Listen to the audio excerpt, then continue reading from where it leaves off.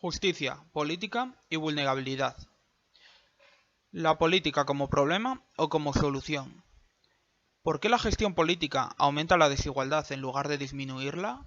Para poder solucionar el problema de la vulnerabilidad es necesario conocer los mecanismos que la producen y aportan las herramientas y recursos para hacerles frente. Si esta solución está en manos de la política, bien desconocen estos mecanismos o bien les dan igual. Si ponemos el ojo en el funcionamiento de la política, vemos organizaciones más parecidas a clubes privados que a estructuras democráticas, donde sus miembros son elegidos por sus relaciones con el club y su promesa de lealtad absoluta al partido. Además, la sociedad valora hoy en día más que nada a los políticos formados en materia económica y derecho, lo cual es reflejo de una sociedad materialista con una hiperinflación normativa, una sociedad en conflicto. Los nuevos políticos, especializados en este conflicto, saben más de artimañas políticas y retóricas y están lejos de poseer la pasión y mesura que mencionaba Weber en El político ideal, convirtiéndose en una clase de ególatras, con un actuar de carácter esquizofrénico. La esquizofrenia de la política. La esquizofrenia de la que hablábamos es la doble persona en el político, los dos mundos que se contraponen entre sí, por un lado el ciudadano y por otro lado es poderoso. Y de forma maquiavélica, lo que como poderoso no quiere se lo da a los ciudadanos, como por ejemplo la escuela o el hospital público, y lo que como ciudadano rechaza lo toma como poderoso, a través de pequeñas corruptelas comúnmente influenciadas por la cultura de la picaresca. La influencia de las corrientes vitalistas de la segunda mitad del siglo XX, especialmente el pensamiento de Nietzsche y Ortega y Gasset, suponen la razón de peso para acabar con la filantropía. Nietzsche se desentendía del discurso proveniente de la psicología sobre la vulnerabilidad y la autocompasión como algo positivo sobre el ser humano, algo que nos da la capacidad de la empatía. Nietzsche rehuye de la reconciliación con las partes más débiles de uno mismo, lo cual desemboca en una antipatía a los débiles. La filosofía vitalista de estos dos autores no solo supone una crítica al débil y un elogio al magnánimo que llamaba Ortega, también es una defensa del yo en su libertad de forma extrema, una forma de vivir que supone huir hacia adelante, el yo por el yo. No es difícil entender entonces varios aspectos de nuestro tiempo. Primero, las sociedades han puesto en una carrera sin frenos hacia un supuesto triunfo, lo que hoy llaman tener mentalidad de tiburón. Esto produce el endeudamiento de estados y familias, numerosos suicidios en épocas de crisis por ver expectativas frustradas y élites sociales que creen estar al margen de la ley. Todo esto desemboca siempre en un mismo tipo de víctima, el vulnerable. Segundo, la aparición y el auge de ideologías que influenciadas por este vitalismo, las cuales abogan por la desaparición de los inmundos, los miserables y los vulnerables. También las políticas neoliberales y el capitalismo financiero desmedido que entienden la libertad de forma casi fantástica, olvidándose por completo de la igualdad social. Y por último, la transformación del político en un esquizofrénico, con carácter narcisista y megalómano, que en la posición de poder y responsabilidad sobre el pueblo siempre recuerdan el poder y nunca la responsabilidad.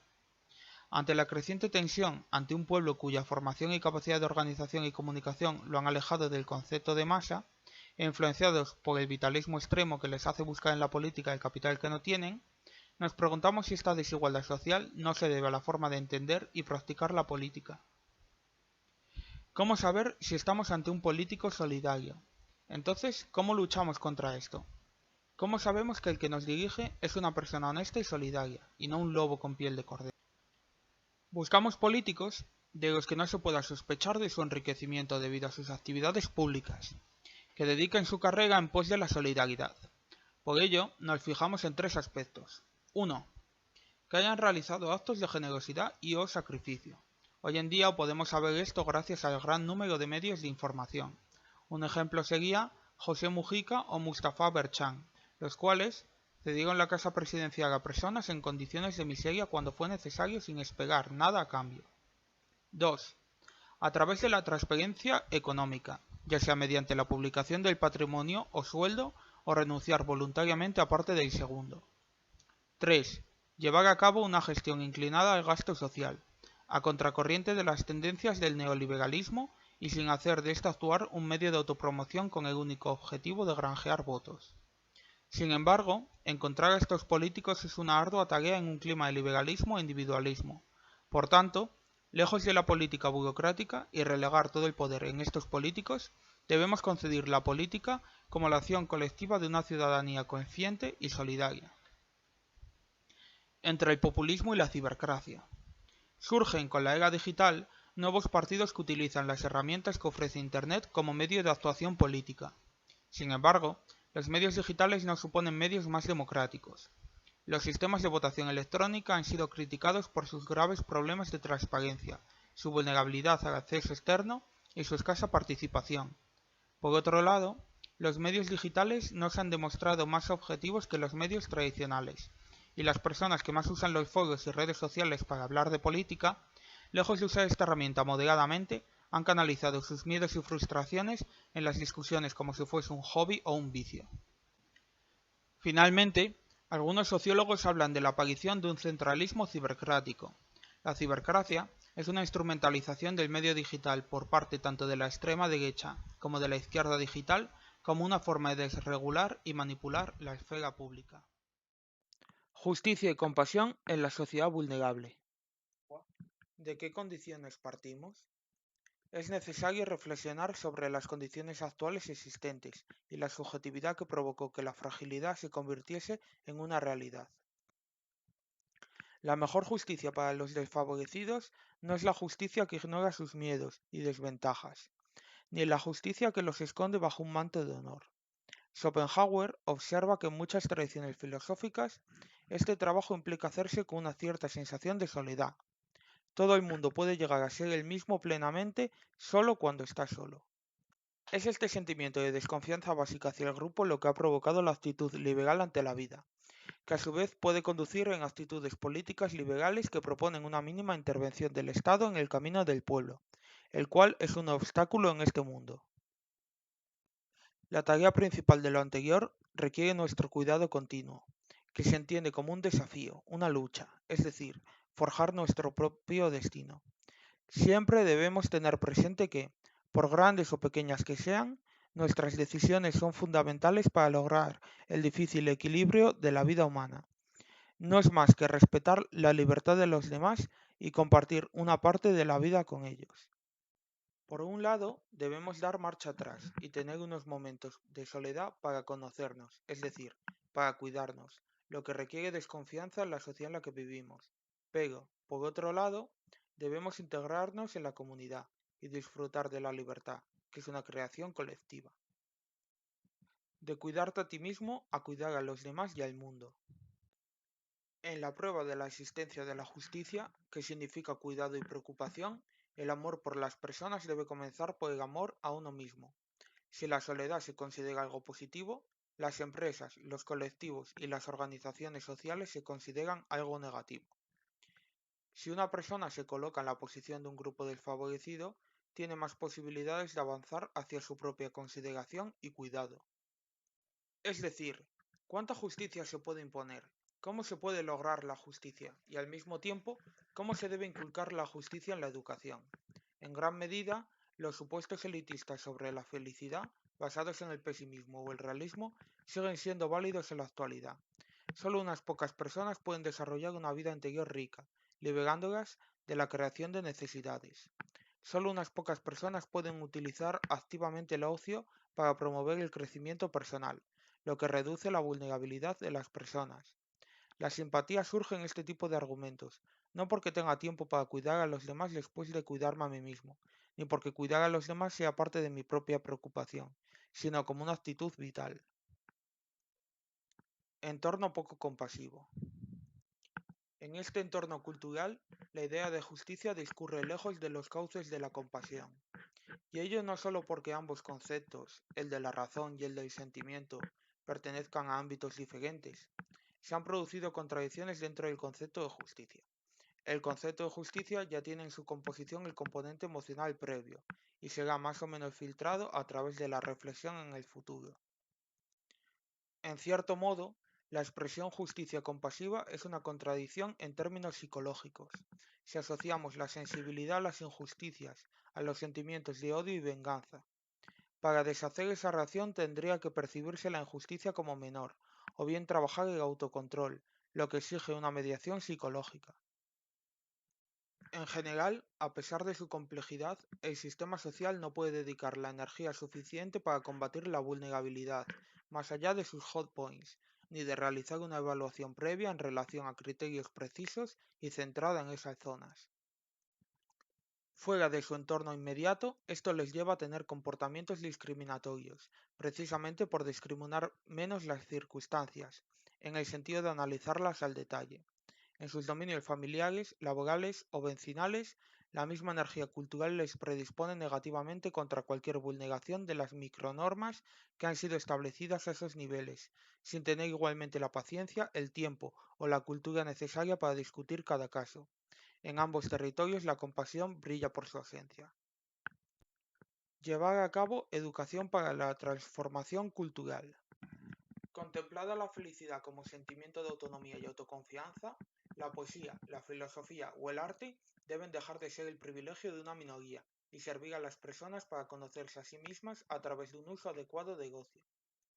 Por un lado, disminuye la sensación subjetiva de la vulnerabilidad. Por otro, prepara el paso del cuidado de uno mismo al cuidado de los demás.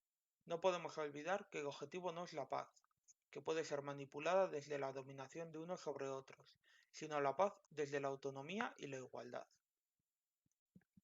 La reactivación de los debates sobre la compasión deben hacerse desde el realismo si queremos obtener frutos que superen la autoayuda del típico y lastimoso personaje desorientado de las clases medias.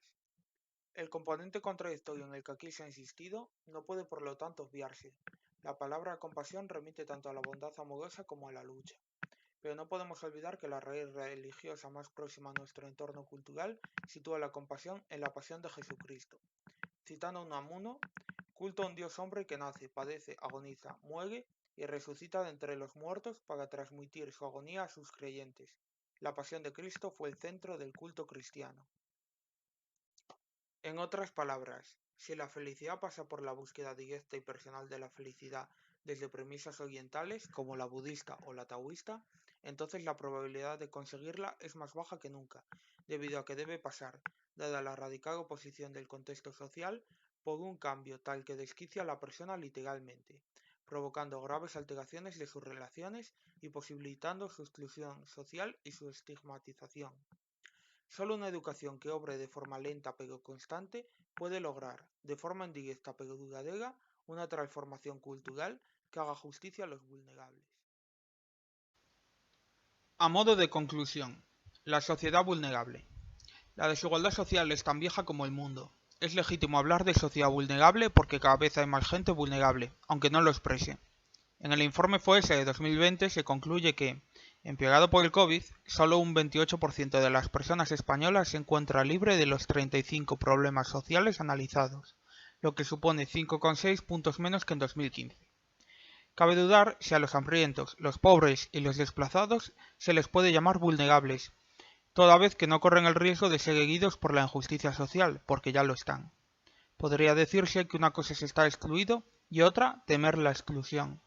En el primer caso, la persona excluida puede llegar a sentirse invulnerable porque ha tenido que acostumbrarse a vivir en la miseria. Para el desahuciado, para el que ya no espera nada, cada día representa una victoria, una prueba de su invulnerabilidad. En el segundo, como reacción psicológica ante el temor a la muerte y la inestabilidad social y personal, negándolas en una huida hacia adelante, incapaz de asimilarla porque no se cree posible en un periodo de máxima civilización. Técnicamente hablando, por lo tanto, es más correcto denominar vulnerables a esas clases medias que hoy han perdido el control de sus vidas laborales e íntimas, que viven en un estado constante de ansiedad, de temor indefinido que sale como humo sorprendente del suelo de la inseguridad social. También porque entre los vulnerables hay personas que han decidido quitarse la vida culpando al Estado de haberles engañado, al haberles privado de derechos claves. Con estos argumentos presentes, bien podemos proponer, por tanto, hablar de una sociedad vulnerable, habiendo acordado que el término, como todos, es relativo y se usa para describir una realidad social compleja en la que la vulnerabilidad y la exclusión van de la mano. ¿Cómo acabar con los vulnerables? Podemos acabar con los vulnerables y así con esta incómoda condición de nuestro tiempo de dos formas muy diferentes. La primera es empujándoles a la muerte, ya sea de forma indirecta o directa. Los genocidios que tristemente jalonan la historia de la humanidad también en su etapa moderna, constituyen el crimen más atroz perpetrado contra grupos sociales marginados, la fórmula de discriminación más radical que existe. Como decía Díaz Plaja en su ensayo El español y los 7 pecados capitales, la dignidad es el lujoso vestido con que los españoles tapan sus defectos y manchas. Dado que la pobreza es la consecuencia más genérica de lo que la sociedad considera defecto en un momento dado, la pobreza será el objetivo a ocultar número 1. La necesidad de reclamar como ciudadanos conscientes y activos los derechos que nos corresponden a través de movimientos, organizaciones y formas de resistencia legítimas desde el punto de vista ético es la segunda forma de acabar con los miserables y los vulnerables, no terminando con sus vidas o con su dignidad, lo cual viene a ser lo mismo, sino con su condición. Luchar contra las desigualdades ha sido el gran objetivo de las viejas y las nuevas revoluciones, como la que tuvo lugar en mayo del 68, o de los viejos y nuevos movimientos sociales, como el del 15M, que intentan profundizar en la democracia como único medio de devolver a la vida una dignidad que la llene de sentido. Por otro lado, muchos ciudadanos bien situados económica y culturalmente tienen la tentación de dejar la toma de decisiones en manos de los políticos, al considerarlos como expertos, pero eso no es una buena opción. Los políticos no cuentan con mecanismos de formación y selección objetivos. Su perfil suele estar bastante alejado de las cualidades que deberían tener según los pensadores clásicos y según el sentido común. Citando a Richard Morales, porque la crisis que vivimos no es solo económica, sino de valores, de violencia, de corrupción, necesitamos recuperar el poder ciudadano. Tomar las riendas significa redefinir nuestros sistemas políticos con valentía. La democracia representativa se ha basado en la apatía y debe corregirse con un énfasis en la participación directa que aproveche el potencial de la red. Una ciudadanía tiene hoy, a diferencia del pasado reciente, un arma a su favor, las redes sociales. Este poderoso instrumento de comunicación puede crear grupos que se organizan para denunciar y presionar a los políticos. De lo que no cabe duda es que la conciencia del problema de la vulnerabilidad, la exclusión y la inseguridad social entre los ciudadanos implican labores de desenmascaramiento y consiguiente atribución de responsabilidades. Si queremos lograr una sociedad más justa con los vulnerables, es decir, una sociedad menos vulnerable, necesitamos aplicar un medio que transforme nuestra cultura a medio y largo plazo, una educación diferente. Solo podremos lograrlo a través de una educación que sea al mismo tiempo coeducación y ecoeducación, que ponga menos énfasis en las materias tradicionales y en su evaluación, y más en la convivencia multicultural.